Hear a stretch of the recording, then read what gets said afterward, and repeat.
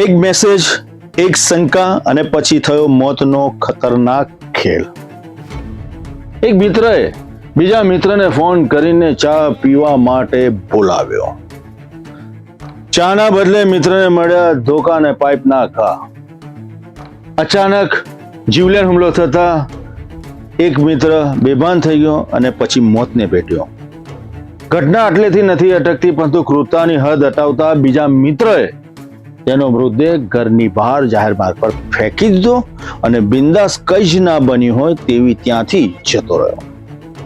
હવે સવાલ એ ઉભો થાય છે કે માત્ર એક મેસેજ અને શંકાને કારણે તેને આ યુવકને મોતને ઘાટ ઉતારવામાં આવ્યો, કે પછી કોઈ જૂની રંજીશ બાકી હતી તેનો આ હિસાબ સરભર થયો. તમામ ખુલાસાઓ પોલીસ રિપોર્ટમાં બહાર આવશે, પરંતુ હાલમાં તો પોલીસે આ શખ્સની ધરપકડ કરી લીધી છે.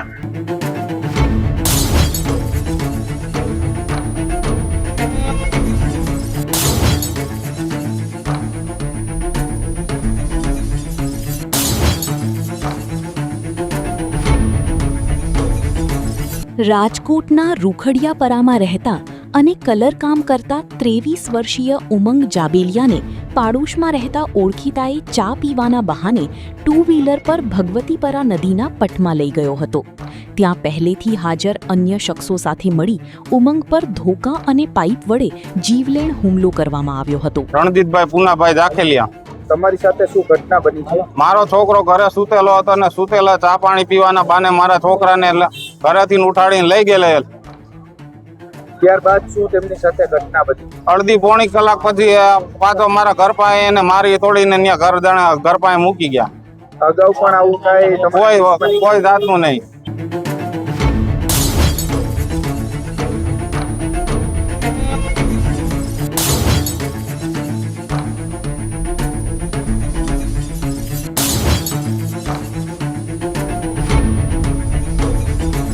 જેને મિત્ર માનીને જે મિત્રની સાથે ગયો એ જ મિત્ર તેના મોતનું કારણ બની ગયો. મિત્રએ વિશ્વાસઘાત કર્યો અને મિત્રએ જ જીવલેણ હુમલો કરીને મોતને ઘાટ ઉતારી દીધો. વિશ્વાસનું સૌથી મોટું ખૂન થયું આ ઘટનામાં, જેને કારણે સમગ્ર શહેર આ ઘટનાને લઈને હચમચી ગયું.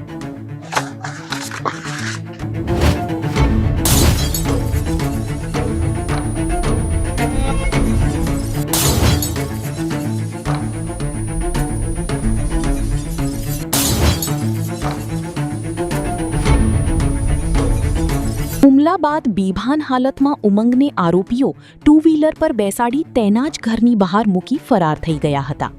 આ દરમિયાન નજીકના પાનના ગલ્લા પર રહેલા વ્યક્તિએ સમગ્ર ઘટના જોઈ બૂમાબૂમ કરતા આરોપીઓએ તેને પણ જાનથી મારી નાખવાની ધમકી આપી હતી.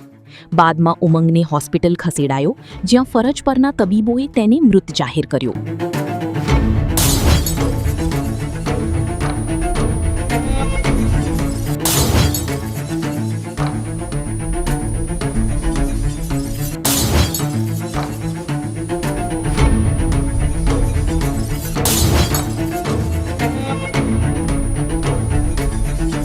શું આ ઘટના પાછળ છુપાયેલી છે સંબંધોની વંજાર, બદલો કે રોષની લાગણીઓ, કે માત્ર સોશિયલ મીડિયાના મેસેજને કારણે આ ઘટના ઘટી છે? તપાસનો વિષય છે ને પોલીસ તપાસ કરી રહી છે. ગઈકાલે તારીખ 27/7/2026 ના રોજ રણનગર પોલીસ સ્ટેશન વિસ્તારની હદના રૂખડિયાપરા છે, તેમાં બપોરના 2:30 વાગ્યાના અરસામાં આ કામે મરણ જનાર ઉમંગભાઈ રણજીતભાઈ જે છે તેઓ પોતાના ઘરે હાજર હતા. ત્યારે આ કામના આરોપી નજીરભાઈ ઉર્ફે ઘેટી તેઓ મરણ જનાર ઉમંગભાઈના ઘરે ગયેલા અને તેઓને ચા પીવાનું કહી અને ચાલ ચા પીવા જઈએ એમ કહીને એને પોતાની સાથે લઈ ગયેલા. ત્યારબાદ એ પોતે અને તેના મિત્રો જે નાજીરભાઈ છે તેની સાથે આસિફભાઈ, સુજલભાઈ એના મિત્રો છે એની સાથે લઈ જઈ અને મોરબી રોડ બાજુ લઈ જઈ અને આ જે મરણ જનાર ઉમંગભાઈ છે જેઓને મરણતોલ માર મારેલો, મરણતોલ માર માર્યા બાદ ફરી રૂખડિયાપરા પાસે આવી અને એના ભત્રીજાની વિજય ભત્રીજો છે એના દુકાન પાસે આવી અને ત્યાં મૂકી અને જતા રહેલા. ત્યારબાદ આ મરણ જનાર ઉમંગભાઈ જે છે તેઓને ત્યાં આગળ મરણતુલ હાલતમાં પડેલો હોય એને તાત્કાલિક હોસ્પિટલ ખાતે લઈ જવામાં આવેલો, પણ હોસ્પિટલ ખાતે તેઓનું મરણ જાહેર કરેલું.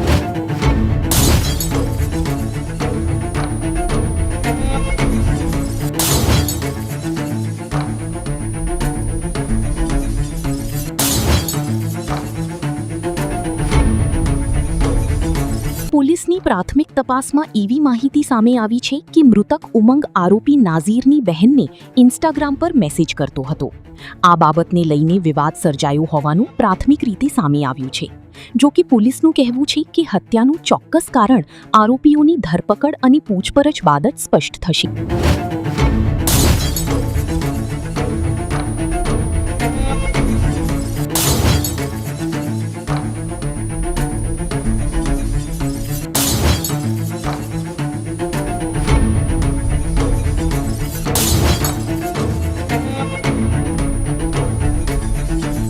પુત્રની હત્યાથી સમગ્ર પરિવાર હચમચી ગયો છે.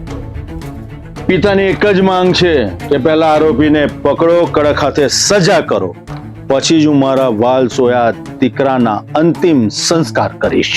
રાજકોટના રૂખડિયા વિસ્તારમાં થયેલી હત્યાના ગુનામાં પોલીસે ઝડપી કાર્યવાહી કરીને ગણતરીની કલાકોમાં જ 4 આરોપીઓને દબોચી લીધા છે. પોલીસ તપાસમાં એક આરોપી સગીર વયનો હોવાનું પણ સામે આવ્યું છે. પોલીસે 4 આરોપીઓની અટકાયત કરીને તેમની પૂછપરછ શરૂ કરી છે. હત્યા પાછળનું ચોક્કસ કારણ, ઘટનામાં વપરાયેલા હથિયાર તેમજ અન્ય કોઈ વ્યક્તિની સંડોવણી છે કે નહીં તે સહિતના તમામ મુદ્દાઓ પર તપાસનો ધમધમાટ શરૂ કરવામાં આવ્યો છે. પ્રાથમિક તપાસમાં અનેક મહત્વના તાર હાથ લાગ્યા હોવાનું પોલીસ સૂત્રો જણાવી રહ્યા છે.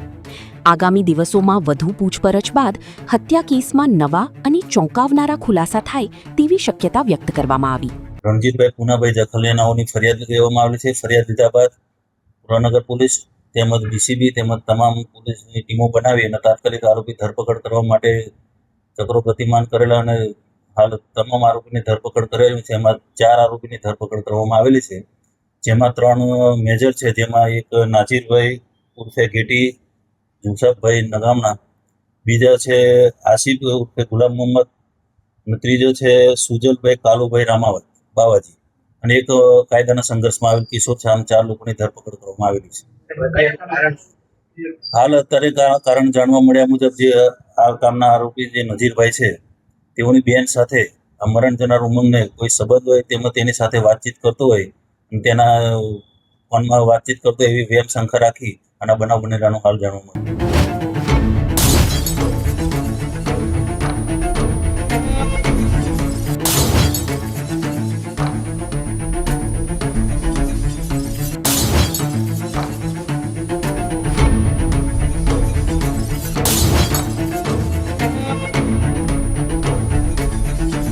સોશિયલ મીડિયા પરનો એક વિવાદ કોઈની જિંદગી છીનવી શકે છે, એક આ ગંભીર સવાલ ઉભો થયો છે.